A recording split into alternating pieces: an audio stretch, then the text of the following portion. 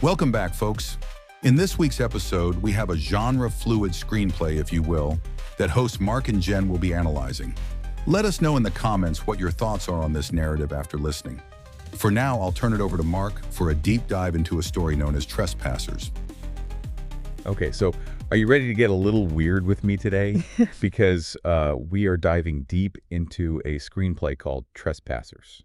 Ooh, Trespassers, okay. And it all takes place in this, really creepy abandoned subway tunnel, which already just kind of gives me the chills. Yeah, no, for sure. I mean, just that image alone, right? Like an abandoned subway tunnel. Right.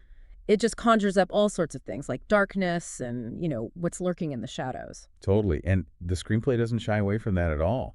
I mean, it really leans into the creepy vibes with descriptions of dimly lit tunnels and walls covered in graffiti and just trash scattered everywhere. Ugh, it's like you can practically smell the dampness and hear the rats scurrying around. Exactly. And as if that wasn't enough, there's also blood streaks and broken glass. Oh, wow. Right there in the tunnel, hinting at something bad that happened there. So right away, something's not right. Like you're walking into a crime scene before the investigators even get there. And into this super unsettling scene walks our main character, Jim.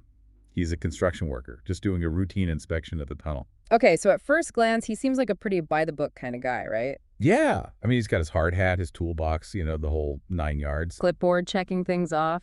But there's this, underlying tension with him, maybe this inspection isn't so routine after all. Especially with the blood and the broken glass he finds. Yeah, and then he stumbles upon these two teenagers spray painting this huge cardboard structure. Oh, so we've got teenagers involved now. Yeah, and things get intense, really fast. So how does that play out? Well, Jim starts out, cautiously warning them to leave, but then he just snaps. Oh, really? He starts, yelling threats. He even picks up this metal pipe. Wow, so he goes from 0 to 60 pretty quickly. It makes you wonder, is this just him trying to protect the subway?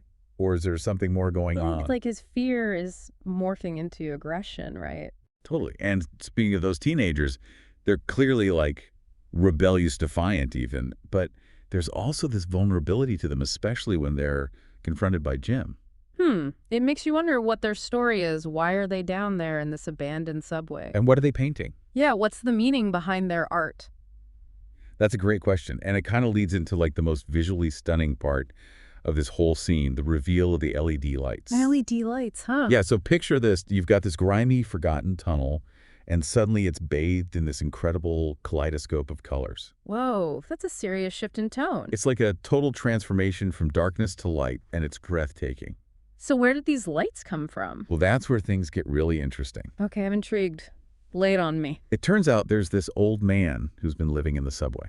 Oh, wow. An old man. He emerges from the shadows, and, at first glance, he looks pretty frail, almost insignificant. Right. But there's this, unexpected strength about him, he's deeply connected to this place. Okay, I'm starting to see where this is going.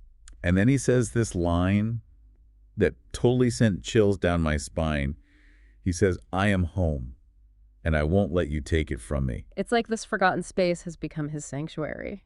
Exactly. And the way he reveals the LED lights, it's like he's this master magician, pulling a rabbit out of a hat. He's not just some helpless old man. He's a force to be reckoned with. So now we've got this abandoned subway tunnel, a construction worker, rebellious teenagers, and a mysterious old man who's clearly not what he seems. Sounds like we've got ourselves a story. Oh, it's just getting started.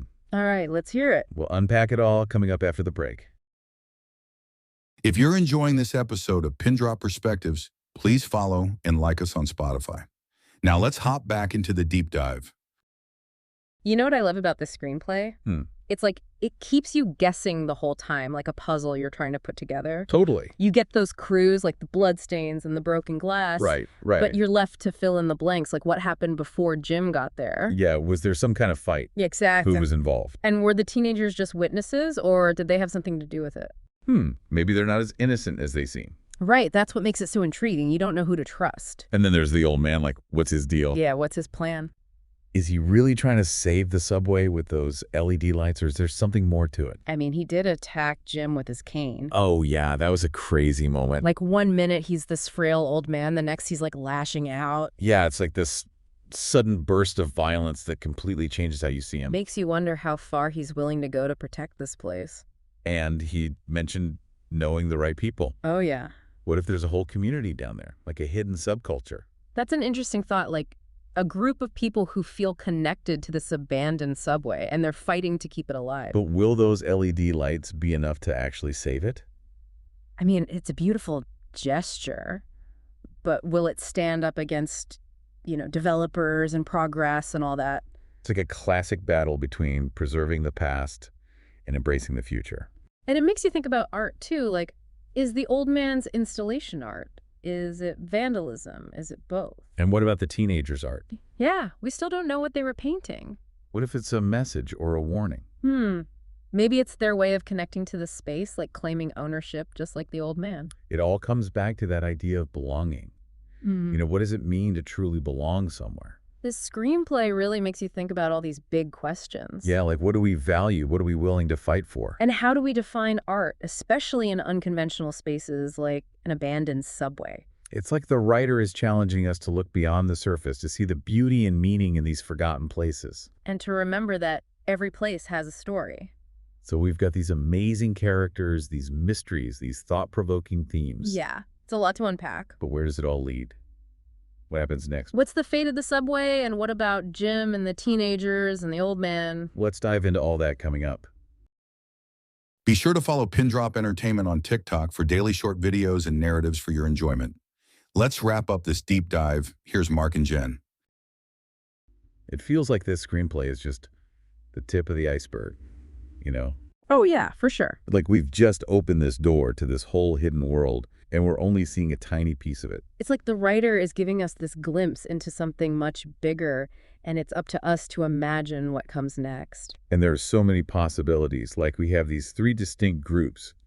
Jim representing progress, the teenagers embodying rebellion, and then the old man guarding the past. It's like a microcosm of the conflicts we see happening in cities all over the world, right? Totally. That tension between development and preservation, between holding on to tradition and embracing change, it's something we all deal with. And the ending, with the old man winning, it kind of leaves us hanging. Yeah, like will he be able to actually hold on to his home? Or will he have to make even bigger sacrifices to protect it? I keep thinking about those teenagers too. Right. Will they come back? Will they side with the old man, or will they do their own thing? And what about Jim? Will he just go along with the demolition, or will he try to resist? The screenplay doesn't give us any easy answers. No, it doesn't. And I think that's what makes it so powerful. It challenges us to think about all the different possibilities and to consider what we would do in those situations. It's like a call to action, to think critically about our own relationship with the city. It makes you look at those abandoned buildings, those forgotten corners, with a new perspective. You start to see the stories hidden there, the potential for something beautiful, even in the midst of decay. And it reminds you that every place has a history, a story waiting to be told. Sometimes it takes a trespasser, someone willing to break the rules to bring those stories to light. So what do you think is the biggest takeaway from this deep dive into Trespassers? For me, it's a reminder to pay attention to look beyond the surface and to see the beauty that can exist even in unexpected places. And to remember that even one person can make a difference. We've explored the shadows and the hidden wonders of the city, and it's clear that even in the most forgotten spaces, there are stories waiting to be told. There's potential waiting to be unlocked. And maybe there's even a little bit of a trespasser in all of us, urging us to explore and to question and to find the extraordinary in the ordinary. This has been an incredible journey. So keep diving deep, keep exploring those hidden corners, and keep asking questions. You never know what you might find. Until next time.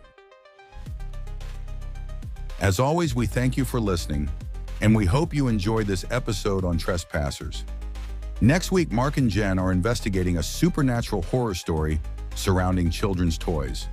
Until next time, you know the drill. Keep your perspective open. Artificial intelligence was used to assist in generating audio content for this episode.